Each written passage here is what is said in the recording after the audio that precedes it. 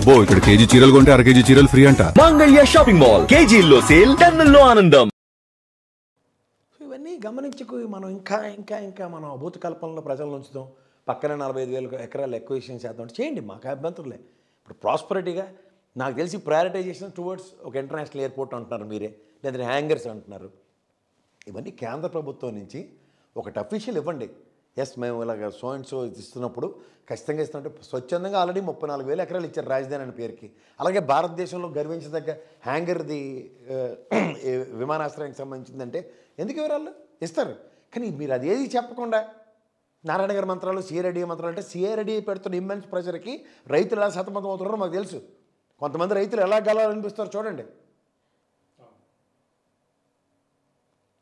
ఏవి గమనించకుండా మనం ఏది ఆ డెవలప్మెంట్స్ని రీడ్ చేయకుండా ఉంటే మాత్రం నిజమే ప్రాస్పరిటీ గ్రోత్ 1 lakh ఎకర్స్లో ఒక రాష్ట్ర రాజధాని ఉండడం is our pride. I'm not contradicting it. But దానికి మొదట ఏం చేయాలో అది చేయకుండా కడదానికి కళ్యాణం చేస్తామంటే ఏడు చేస్తాం. సంవత్సరం దాటిపోయింది, సంవత్సరం దాటి 2వ నెలకు ఫస్ట్ నెలకు వచ్చాం. ఇంకా మీరు ఇంకా కాకమ్మ కథలు చెప్పుకొని ఇంకా ఊకిల్డ్ బాబాయ్ మా చెల్లికి అన్యాయం చేశారు, వాళ్ళడోడు డాక్టర్ కాడికి మాస్క్ ఇవ్వలేదు, ఈ తీసుకెళ్ళి అడిగాడు డోర్ డెలివరీ చేశాడు ఎమ్మెల్సీ గడు, అవన్నీ అయిపోయిన కథలు. మీ గవర్నమెంట్ ఇచ్చారు, అవన్నీ నమ్మారు, కన్విన్స్ అయిపోయాం సార్, 124 ఇచ్చాం, మీరేంటి సార్ అంటే మళ్ళీ సేమ్ అదే స్టోరీ. ఇప్పుడు ఆ 5కి తోడు ఆ రోజు ఈ సెంగాయిని తీసుకొచ్చారు. ఈ సెంగాయి రేపు పొద్దున్న కోర్టు మీకు తేడా కొడితే ఏం చెప్తారు సార్ మీరు ఇంకా మిమ్మల్ని అమాయకంగా మిమ్మల్ని మోసం చేస్తూ ఆ దిక్కుమల ఏ వీడియో పెట్టి ఆ టైర్ కింద పడ్డాడు తోటకూరని కథలు చెప్తున్నారు. ఏవి ఆలోచించుకోకుండా ప్రాస్పరిటీ డ్రైవ్లో ఒక పక్కన బ్యూరోక్రాట్స్కి సతమతం అయిపోతున్నారు, ఓ పక్క ప్రజలకి సమీక్ష పాలన అంటే సంక్షేమం గురించి అంటుంటే మీరు చెప్పే సమీక్షమే కనబట్టలేదు.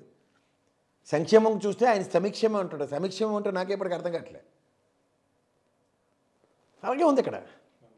పదజాలంతో కన్ఫ్యూజ్ చేస్తే కాదు కదా, ఎగ్జిక్యూషన్స్ ఆర్ మోర్ ఇంపార్టెంట్. అందులో మీ పర్ఫార్మెన్స్ 1995 సీఎం ఎలా ఉంటాడో చూపిస్తానని చెప్పారు మీరు, ఇదే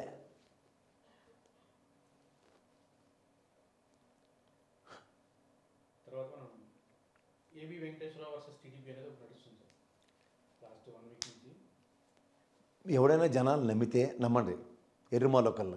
ఎందుకంటే ఈ జయప్రకాష్ నారాయణ వీళ్ళందరూ కుల ప్రాతిపదిక మీద లాస్ట్కి అందరూ ఒకటైపోయే బ్యాచీళ్ళు.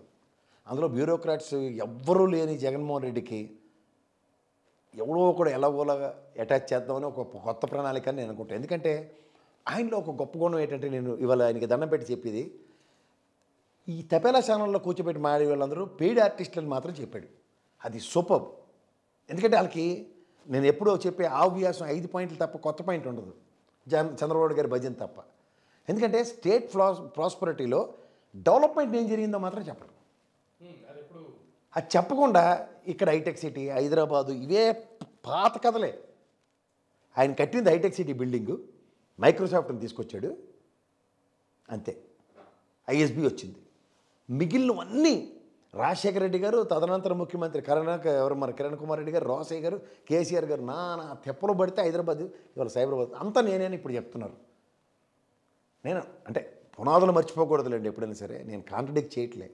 ఒక ప్రణాళిక ఐటీ రంగం పరుగులు అందించడానికి కాలువలు తవ్వాడైనా, మరి ఇదే కాలువలు రాజశేఖర రెడ్డి పోలవరం తవ్వితే దోచేసాడని, ఈయనైతే సూపర్ చేసాడని చెప్పాలి. ఇది మనం గమనించండి ప్రజలకి. సరే హైదరాబాదు లేకపోతే తెలంగాణ ఇది ముగిసిన అధ్యాయం, అక్కడ కొత్తగా తెరిచిన అధ్యాయం మనకేంటి, ఆంధ్రప్రదేశ్కి ఫస్ట్ టైం ఈ అనుభవంతో దాన్ని ఏం చేస్తారన్న దగ్గర ఏం చేశారో చెప్పండి అంటే, ఆ ఒక్కటి అడగొద్దని చెప్పారు. 6 ఏళ్ళు కంప్లీట్ అయిపోయింది. 6 ఏళ్ళలో మీది స్టాటిస్టిక్స్తో నా దగ్గర ఉన్నాయి, మాట్లాడదామంటే నేను సిద్ధంగానే ఉన్నా. మీరు స్టాటిస్టిక్స్ చెప్పి కన్విన్స్ చేయండి ప్రజల్ని.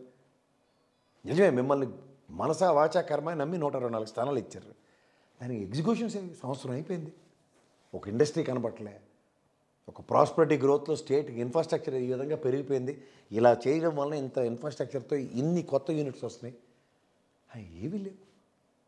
మీరు హైటెక్ సిటీ కడితే దాని శాంక్చుటీ జస్టిఫై అయింది. ఎందుకంటే ఇక్కడ హోడమైత్రంలో ఉండేది ఎస్టీపీ, ఆడ నుంచి ఆడికి ఎస్టీపీ మూవ్ అయ్యి మొత్తం హైటెక్ సిటీ కలకల్లాడిపోయింది. ఆడు చూపించండి, ఎవడైనా మాట్లాడతాం, మాకేమో నోరు పడిపోయింది మాట్లాడడానికి. అవి ఏవీ లేకుండా అంతా ఇది నాదే ఇది నేనే అని ఎన్నాళ్ళు ఈ కథలు మాకు. చిన్నప్పుడైతే జోలపాడి జోలపుచ్చడానికి ఏదో కథ ఉంటుంది, అమ్మ చెప్పింది లేకపోతే నాన్నమ్మ చెప్పింది అంటాం.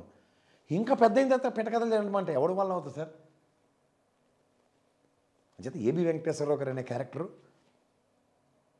పని తప్ప మిగిలినవన్నీ చేసిన క్యారెక్టర్ కింద నేను అభివర్ణిస్తాను. ఎందుకంటే ఇంటెలిజెన్స్ ఆఫీసర్స్ 2 టెన్యూర్లో మెజరబుల్ ఫెయిల్యూర్స్. వాళ్ళు చెప్పింది, వాళ్ళు ఇచ్చిన ఇన్ఫర్మేషన్కి 2 గవర్నమెంట్లకి పడేలమంటే టెంకు జల్లనే తగిలే. వాళ్ళకి 23, ఈసారి 11. వీళ్ళిద్దరూ స్క్రాప్ కింద పడిండి అవతల. రెండోది ఏంటంటే వీళ్ళతో ఏమైనా రాష్ట్ర ప్రయోజనాలు ఉన్నాయంటే దమ్మిడి ప్రయోజనాలు లేవు. వీళ్ళు వెళ్ళి ఎమ్మెల్యేలను కొని తీసుకురావడానికి ఇవి మాకెందుకు? మీరు ఓ డిపార్ట్మెంట్కి ఇండిపెండెంట్ క్యాపబిలిటీ ఉండి బేరసార్ వాళ్ళతో 23 మందిని ఎత్తుకొచ్చారని అభియోగాన్ని కనీసం ఆ మకిల్ని తుడుచుకోలేదు. మళ్ళీ మీరే చెప్తారు అంత చేస్తే నన్ను ఎవరు కన్సర్న్ చూపించట్లేదని. అంటే ఆ పని చేశారు కదా వీళ్ళు. మీరు అబ్జర్వ్ చేయండి, వీళ్ళు మోడల్స్ ఆఫ్ ఆపరెండాలో తప్పు వీళ్ళు వేస్తారు. జస్ట్ లైక్ మా టీవీ వాళ్ళు మాకు చెప్తే సరిదిద్దుకుందాం కదా అంటే తప్పు చేశారని చెప్పేసుకుంటున్నారు. సేమ్ ఇది ఆ కోణంలోనే చూడండి. ఫోన్ చేస్తే డిలీట్ చేసేస్తారట.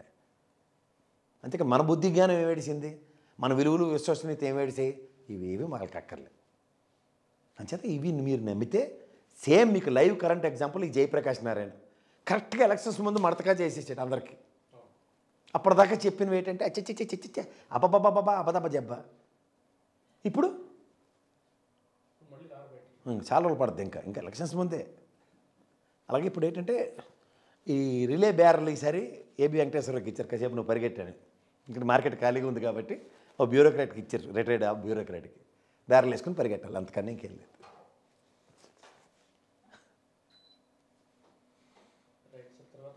అప్పుడు మీకు గతంలో గమకం ఉంది, ఈ కొంతమంది సెటప్ పీపుల్ ఏంటంటే రఘురామకృష్ణరాజు లాగా అక్కడ ఉన్న వాళ్ళనే గోతులు తవ్వుతూ లాస్ట్కి ఒక ఎటుపక్కకు ఉపయోగపడిందో చూడండి, అలాంటి బ్యాచ్ అన్నమాట అంతే.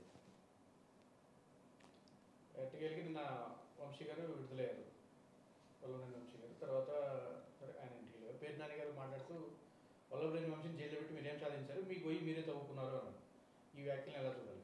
ఖచ్చితంగా ఈయన వ్యాఖ్యల కన్నా నాకు గౌరవ సుప్రీంకోర్టు మొహమ్మద్ ఇసిరి కొట్టింది ఆ ఫైల్. ఎవరెవరికైతే బెయిల్ రద్దు చేయాలని వేసినవన్నీ కూడా ఇసిరి కొట్టింది సుప్రీంకోర్టు. అంటే ఇక్కడ సంథింగ్ ఒకడున్నాడు మనకి ఇన్నాళ్ళు ఆడితే అయిపోతాయి, లోడ్లు ఎత్తి వచ్చి అనుకున్న దగ్గర లోడ్లన్నీ నేలపాలు అయిపోతున్నాయి. అది గమనించుకోండి. ఇది లేటెస్ట్ డెవలప్మెంట్ కదా నేను అభివర్ణిస్తున్నాను. ఎందుకంటే ఎక్స్పెక్టేషన్స్ బియాండ్ అయిపోయినప్పుడు you cannot reach the expectations. Personal వెంజెంటాతో కొన్ని వ్యవస్థల్ని, స్వతంత్ర ప్రతిపత్తి కలిగిన వ్యవస్థల్ని శాసించేద్దాం అనుకున్నప్పుడు లోడ్ ఎత్తినంత సులువు కాదని ప్రతిసారి అది గౌరవ సుప్రీంకోర్టు నేను ఇచ్చిన ఫుడ్ డౌన్తోనే అంటే బెయిల్ పిటిషన్స్ రద్దు. అండ్ దీనికన్నా ముందు పరిణామం గౌరవ హైకోర్టులో ఒక కృష్ణరాజు విషయంలో కంటిన్యూస్గా వేరియస్ కేసెస్ అన్ని డిఫరెంట్గా చూడడానికి బదులు ఒకే కేసు కింద దీన్ని పరిగణించి అమరావతి హైకోర్టులోనే దీని మీద డిస్బర్స్మెంట్స్ ఉంటాయన్నది ఆల్రెడీ ఒక చేతామని. దాని కంటిన్యూషన్ ఎప్పుడైతే గౌరవ సుప్రీంకోర్టుకి వెళ్ళారో ఫిడేల మంది మొత్తం. సో దీనితో వంశీతో పాటు కాకాని గోవర్ధన్ రెడ్డి కూడా అతి దగ్గరలో, ఎందుకంటే స్టాండ్ స్టిల్ సిచ్యువేషన్స్లో ఓన్లీ రిమాండ్ పిటిషన్స్తోనే సర్వైవ్ అవుతున్నారు. బట్ ఇది అతి దగ్గరలో చరమాంకం కింద పరిగణించబడుతుంది.